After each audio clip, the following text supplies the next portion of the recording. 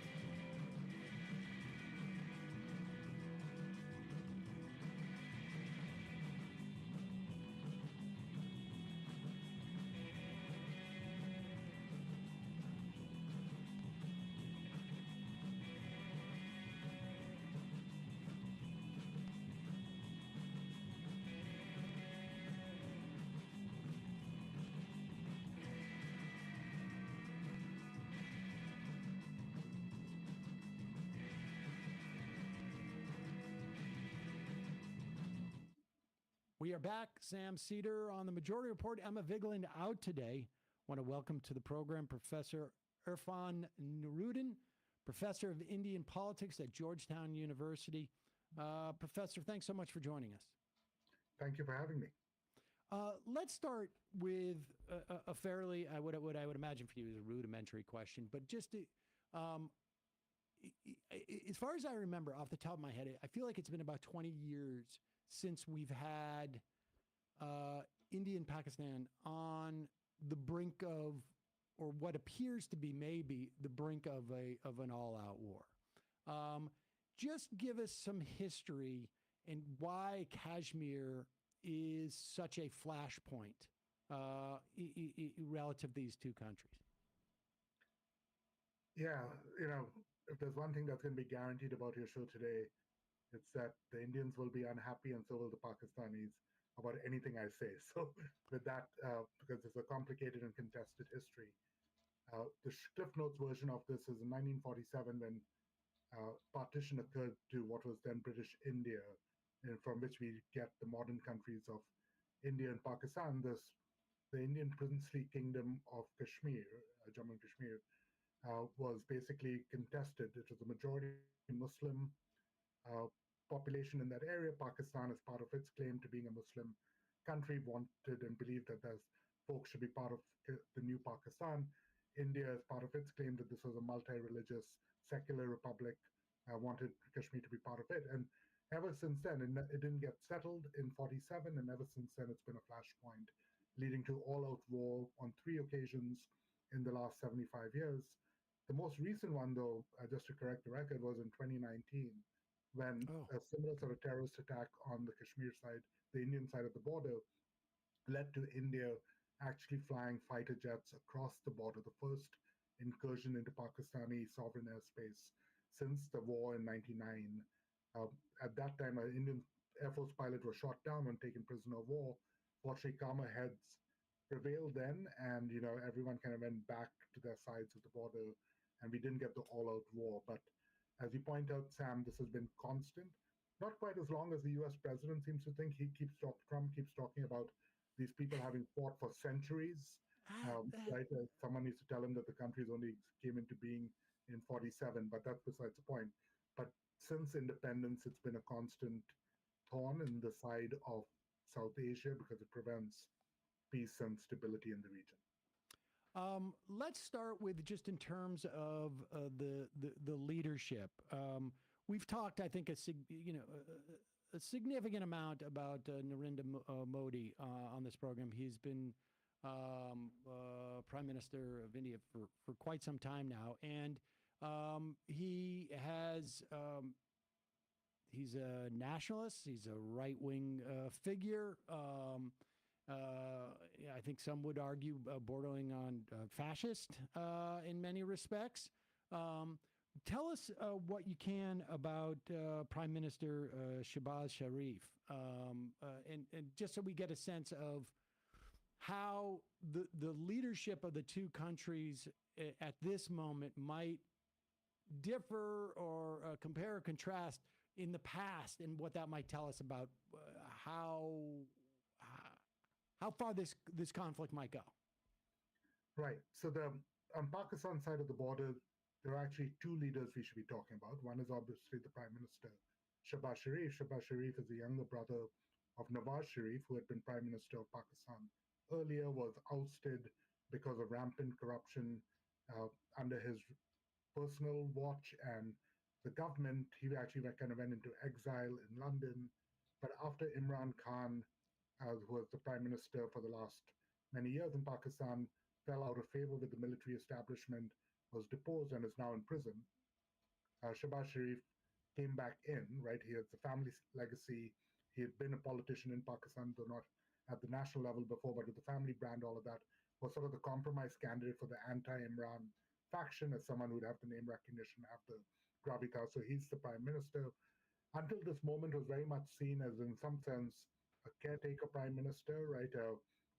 Not going to rock the boat, not going to sort of do anything to annoy the military establishment, but also not do anything particularly dramatic.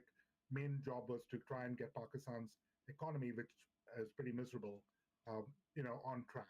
Something that would prevent it from being the constant, let's go get another IMF program. The other major figure here is Pakistan's military. And right now, the chief of the Pakistan military is a man named General Munir. The reason that's important is because there's very few analysts who think that any of the decisions relevant to what's going on now or that have led up to this are being made by the civilian government in Islamabad, right? The sense is that all of this is run out of the military. They are the true powers in the Pakistani establishment. That's sort of Rawalpindi, which is sort of the headquarters, general headquarters for the military. And Munir has sort of made very clear that his stance is that Pakistan does not uh, flourish if it allows India to push it around. India has invested heavily in its relationship with the United States and upgrading its military weaponry. And China has become the supplier of choice to Pakistan, especially once the United States backed away from Pakistan over the last 5 or 6 years.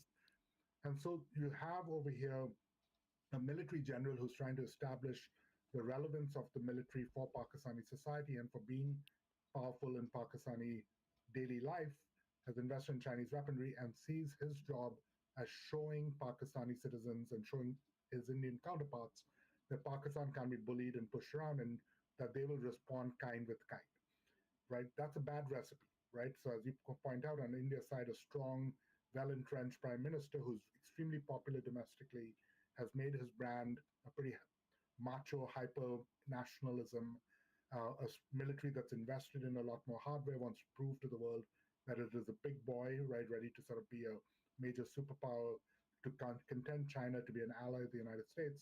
On the Pakistan side, a country that might feel a bit beleaguered economically, feels like it has been taken for granted by the United States, discarded like yesterday's newspaper once it was no longer useful for Afghanistan, has built a relationship with China, but also whose entire existential identity relies on a claim to Kashmir and on being anti-India. And so it's a toxic combination uh, for bad things happening, especially given that both sides have nuclear weapons as well.